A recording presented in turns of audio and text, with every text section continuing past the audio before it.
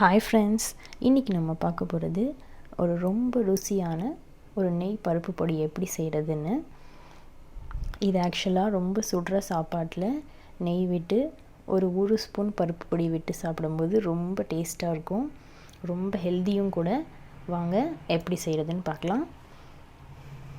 இங்கே பார்த்தீங்கன்னா இப்போ நான் 1 கப் பயத்தம்பருப்பு எடுத்திருக்கேன் ஆழாக்கில்.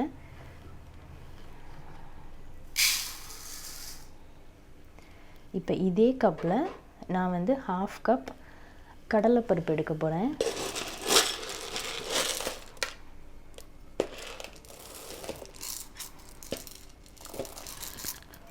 இங்கே பாருங்கள், 1/2 கப் கடலைப்பருப்பு எடுத்திருக்கேன்.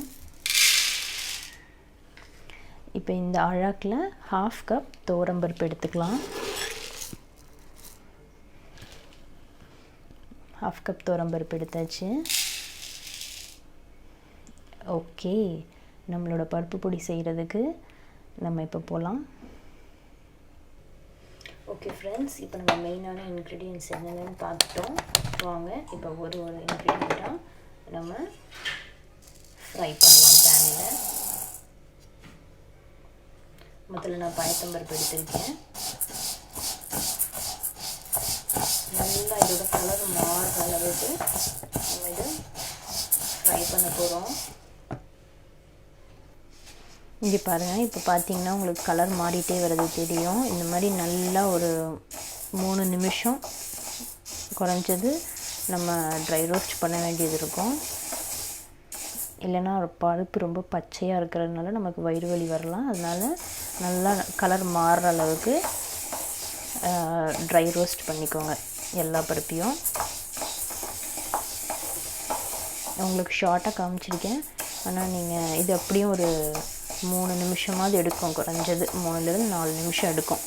ஒரு பருப்பையும் நீங்கள் கலர் மாறுற வரைக்கும் ஃப்ரை பண்ணிங்க அப்படின்னா. இப்போ பாருங்கள், முக்கால்வாசி பருப்பு நல்லாவே ப்ரௌன் கலரில் வந்தாச்சு. கை எடுக்காமல் நம்ம கிளறிக்கிட்டே இருக்கணும், இல்லைன்னா அடி பிடிச்சிரும்.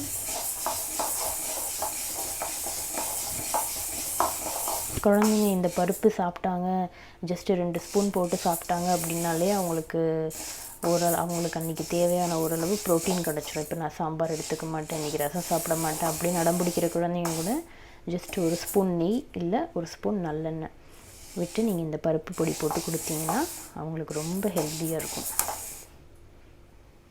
இப்போ பார்த்தீங்கன்னா இந்த அளவுக்கு கலர் வந்தால் போதும்.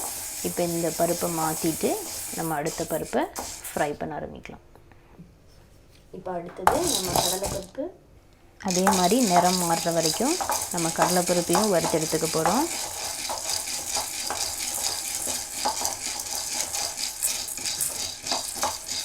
கடலைப்பருப்பு 1/2 கப் அப்படிங்கிறனால மேபி இன்னும் கொஞ்சம் சீக்கிரமாக நமக்கு ரோஸ்ட் ஆகலாம். ஆனாலும் கலர் மாறுற வரைக்கும் நம்ம நல்லா ஃப்ரை பண்ணணும். இப்போ பார்த்தீங்கன்னா நல்லாவே இந்த கடலைப்பருப்போட நிறம் மாறிடுச்சு. ஸோ இப்போ நான் இதையும் மாற்றிட்டு அடுத்தது துவரம்பருப்பு நம்ம ஃப்ரை பண்ண ஆரம்பிக்கலாம். இப்போ நம்ம துவரம்பருப்பை ஃப்ரை பண்ண போகிறோம் ஃப்ரெண்ட்ஸ். இதோடையே கூட ஒரு சின்ன பீஸ் பெருங்காயம், இதையும் நீங்கள் போட்டு ஃப்ரை பண்ணிக்கலாம்.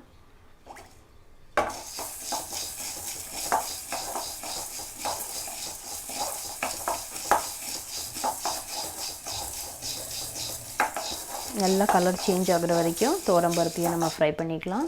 கூடவே நான் சேர்த்துருக்கிறது பெருங்காயம். கைவிடாமல் நல்லா கிளறுங்க.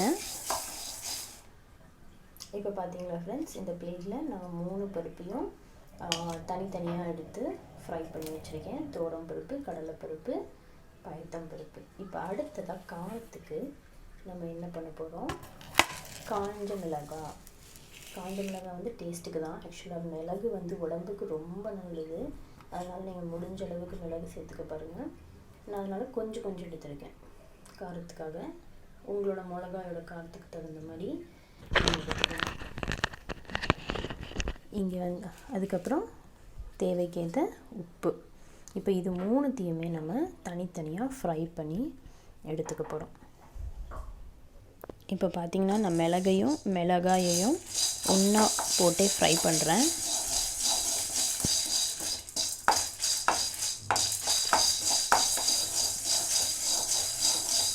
நல்ல சூடு வர வரைக்கும், நல்லா சூடு ஏறணும் அந்த மிளகுலையும். அது வரைக்கும் நம்ம நல்லா ஃப்ரை பண்ணி எடுத்துக்கோங்க. அதுக்கப்புறம் ஜஸ்ட்டு அடுப்பு ஆஃப் பண்ணிவிட்டு அந்த பேனில் இருக்கிற ஹீட்டு போதும். அதுலேயே நம்ம ஜஸ்ட்டு உப்பு போட்டு லைட்டாக அப்படி ஃப்ரை பண்ணோம் அப்படின்னா அந்த உப்பில் இருக்கிற ஈரமெல்லாம் போயிடும். அப்போ நமக்கு அந்த பருப்பு பொடி ரொம்ப நாளைக்கு கெட்டு போகாமல் நல்லாயிருக்கும்.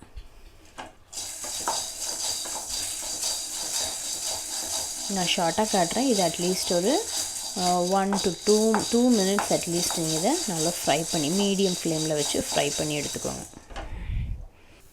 இப்போ நான் அடுப்பு ஆஃப் பண்ணிட்டு ஜஸ்ட் உப்பையும் நல்லா அந்த ஹீட்டு நல்லா ஃப்ரை பண்ணி எடுத்துட்டேன். இப்போ நம்ம ஒரு மிக்ஸியில் போட்டு இதை அரைச்சிட்டு வந்துடலாம். இப்போ இதெல்லாம் தான் நம்மளோட ட்ரை ரோஸ்ட் பண்ண இன்க்ரீடியன்ட்ஸ். வாங்க இதை ஒரு மிக்ஸியில் ட்ரான்ஸ்ஃபர் பண்ணி நம்ம அதை நல்லா பவுடர் பண்ணிடுவோம்.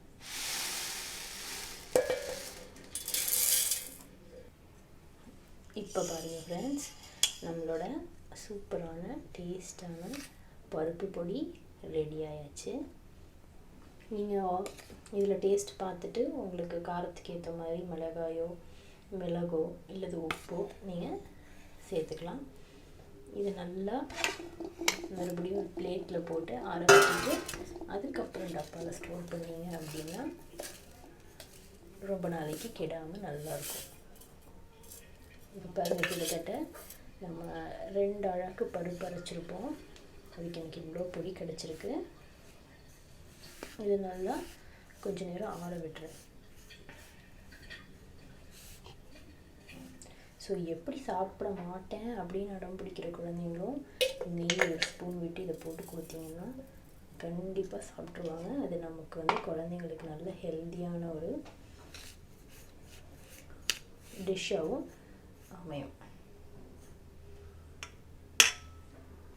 இப்போ பார்த்தீங்கன்னா நம்மளோட சூப்பரான பருப்பு பொடி ரெசிபி ரெடி. இது வேலைக்கு போகிறவங்களுக்குலாம் ரொம்பவே யூஸ்ஃபுல்லாக இருக்கும். நீங்கள் செஞ்சு வச்சுக்கிட்டிங்கன்னா அவசரத்துக்கு ரைஸ் மட்டும் வச்சாலே போதும். ரொம்ப ஹெல்த்தியானதுங்க. செஞ்சு சாப்பிட்டு டேஸ்ட் பண்ணி பாருங்கள். Okay, bye friends.